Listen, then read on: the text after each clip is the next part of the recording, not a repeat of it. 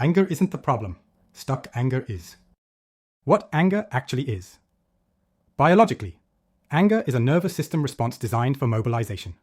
It activates the sympathetic fight or flight system, releasing adrenaline and cortisol, increasing heart rate, and sharpening focus. Its purpose is clear. Detect threat. Defend boundaries. Create movement. Emotionally, anger arises when something feels wrong, unfair, or misaligned. It often signals a violation of your values, your safety, your space, or your truth. It's not always about danger. It can also be about disconnection, disrespect, or dismissal. Energetically, anger is raw power. It's fire, fast, reactive, and directional. When it flows, it fuels clarity and change. When it's stuck, it becomes chaos or collapse. Why you feel anger, even when it doesn't make sense. Anger isn't always logical. That's because it often rises from underneath the conscious mind. Sometimes you feel anger not because of the present moment, but because something in the moment reminds your body of a past wound, betrayal, or suppression.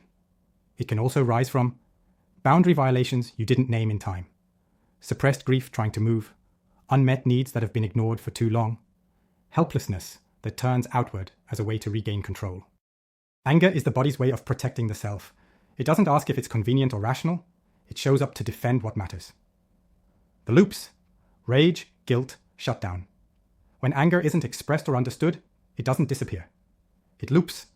Rage is anger that explodes after being ignored. Guilt is anger turned inward after it wasn't allowed to exist. Shutdown is what happens when the system decides it's safer to feel nothing at all. The longer anger is suppressed, the more disconnected you become from your power.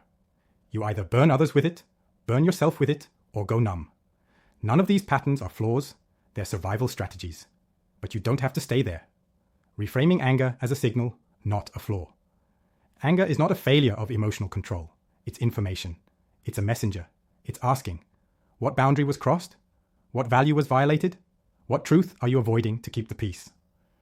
Where have you betrayed yourself to stay safe or accepted?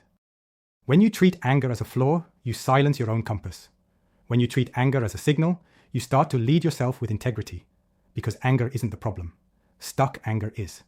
And when you stop fearing your fire, you learn how to guide it, not to destroy, but to transform.